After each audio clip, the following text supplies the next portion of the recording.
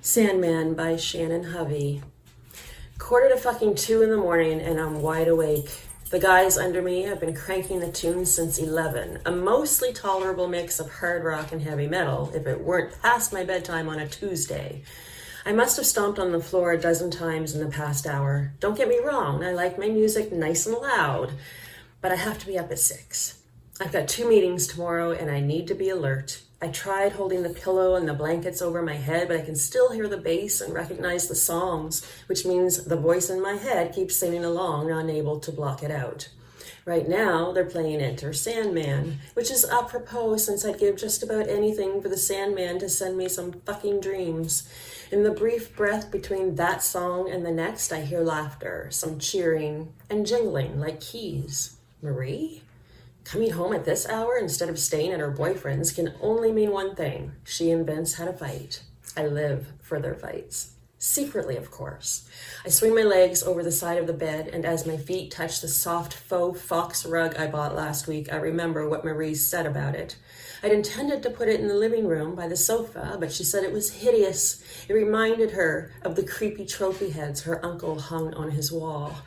I flick on my lamp. It gives enough light to see down the hallway, but when I reach the living room, it's pitch dark. Marie, I say, can you turn on the light? No answer. No light. Just the baseline of under pressure. I suppose it could have been Ice Ice Baby, but given the nature of the attack on my eardrums the past 3 hours, I think it's safe to assume my neighbors are not listening to Vanilla Ice. I stretch my arms out in front of me, feeling the blackness for obstacles as I make my way to the patio doors. There's a light switch there. My fingers crawl up and down the wall like a spider searching for it. Another respite between songs, and I hear the floorboards creak behind me. Marie, I say again. I'm squinting, something I always do in the dark because you never know when some lunatic is going to stab you in the eyeball. I've got to stop watching so many horror movies. Marie, what are you doing? Why didn't you turn on the light? I feel warm breath on my neck now. I smell rum, stale cigarettes. Marie stopped smoking last year, and it hits me that maybe I haven't been watching too many horror movies. Maybe I've watched just enough to know that I need to get the fuck out of here. My eyes adjust somewhat to the darkness, enough that I can see the silver patio door latch shining in the dim moonlight. I push the lock and slide the glass open as quickly as I can, lunging into the night, 10 stories up on this tiny excuse for a balcony. I know better than this. You never run upstairs in a horror movie because the only escape then is to jump out the window. Same for a balcony. And 10 stories is a long way down, but I couldn't have gotten to the front door in the dark without bumping into something or being grabbed, and no one would hear me screaming over the music, and even if the guys downstairs heard me, they'd hardly run to help the ceiling-pounding bitch upstairs. Maybe out here I have a chance of being heard by someone going for a 2 a.m. stroll. Hands grab my shoulder. I scream as loudly as I can, but no one is strolling at 2 a.m., and I am no match for Axel fucking Rose downstairs. Someone's mouth is on my ear. Definitely not Marie's. Come on, sissy. A whisper. The breath is wet. Only a few people have ever called me sissy. My sister and Marie. And Marie's boyfriend. Don't pretend you don't want me.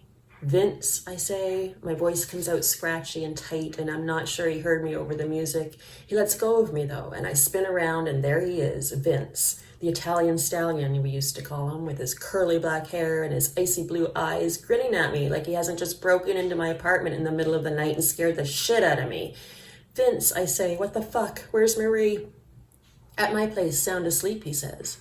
What are you doing here? You scared the fuck out of me. How did you even get in?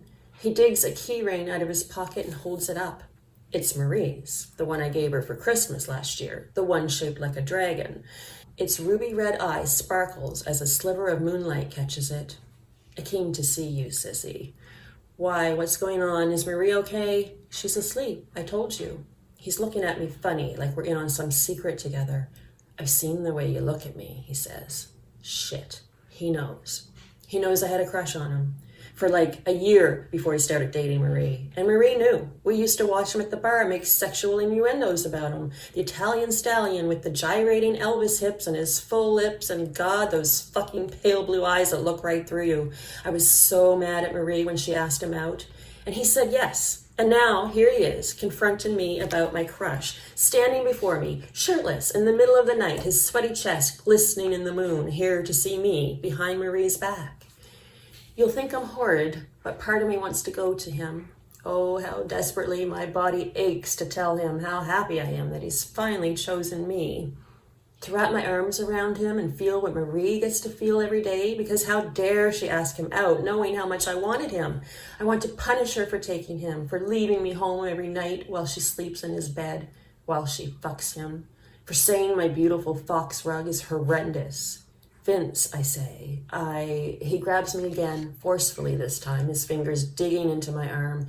Hey, I say, that hurts, Vince. He squeezes harder. Let go, I tell him. He doesn't. He's not here to choose me. This comes to me like a punch in the gut. Vince, I say, what are you doing? His right hand is still squeezing my arm, and he reaches up with his left, grabbing the hair at the nape of my neck tight in his fist. I push him with all my might, twisting my body as I do, steering him towards the corner of the deck, the corner with the rotting wood. Marie asked him to fix it for us, but he never got around to it. He loses his balance and lets go of me to catch himself, grabbing at the railing, at the exact spot where the wood is rotted. It falls away at his touch, falls, and takes Vince with it. I rush to the ledge, see his icy eyes full of terror, mouth open wide to scream, but the music drowns him out. It's that Evanescence song I like. The part where the guy is screaming that he can't wake up, and if only that were the case, that I can't wake up, that this is a dream. If only Mr. Sandman had planted this dream in my head as a warning to forget about Vince, let him go, let Marie be happy with him.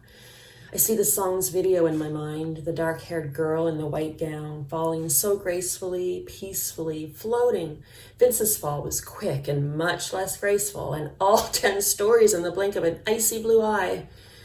I can't help but feel satisfied that the last thing those eyes ever saw was me blowing him a kiss.